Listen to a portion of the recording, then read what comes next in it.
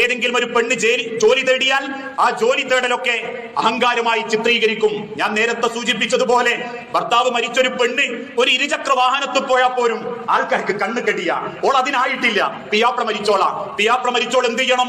വീട്ടിന്റെ 4 ചുമരിന്റെ ഉള്ളിൽ മക്കളെ നോക്കി ബേജാറായി കുത്തിരിക്കണം എന്ന് ഏതെങ്കിലും നിയമത്തിലുണ്ടോ? ഇസ്ലാമിക ലോകത്തില്ല. അള്ളാഹുവിന്റെ തിരുദൂതൻ കൃത്യമായി മുസ്ലിം സമുദായത്തെ പഠിപ്പിച്ചു, അങ്ങനെ ഭർത്താവ് മരിച്ചുപോയ ഭാര്യമാരെ നിങ്ങൾ ഇഷ്ടമില്ലാത്ത ബന്ധങ്ങളിലേക്ക് നിർബന്ധിക്കാൻ പാടില്ല. അവളുടെ ആവശ്യം നിങ്ങൾക്ക് ആവശ്യമായി തോന്നുന്ന കാലത്ത് അവൾക്ക് ഇഷ്ടപ്പെട്ട ഒരു ഭർത്താവിനെ കണ്ടെത്തി കൊടുക്കണം. അതിനവള് സമ്മതം അഥവാ നിങ്ങളോട് പറഞ്ഞിട്ടില്ലെങ്കിലും അവളോട് നിങ്ങൾ ചോദിക്കണം. ഇന്നത്തെ കാലഘട്ടത്തിലെ ചില കുടുംബക്കാരെ നിയമം എന്താണെന്നറിയോ? മരിച്ചോയ പിയാപ്ലാൻ ഓർത്ത് മരിക്കുന്നവരെ ഓളും ജീവിക്കണം, വേറെ പെണ്ണെട്ടാൻ പാടില്ല, വേറൊരു പിയാപ്ലനെ കെട്ടാൻ പാടില്ല. എന്തേ കാരണം? പിയാപ്പന്റെ സ്വത്ത് അവ കൂടി പോകും. ആദ്യ പിയാപ്പന്റെ സ്വത്ത് അങ്ങനെ പോയാ പിന്നെ കെട്ടുന്ന പിയാപ്ലയിൽ മക്കളുണ്ടെങ്കിൽ ആദ്യം കെട്ടിയ പിയാപ്ലന്റെ സ്വത്ത് പിന്നെ കെട്ടിയ മക്കളിലേക്കൊക്കെ പോകുന്നുള്ളത് കൊണ്ട്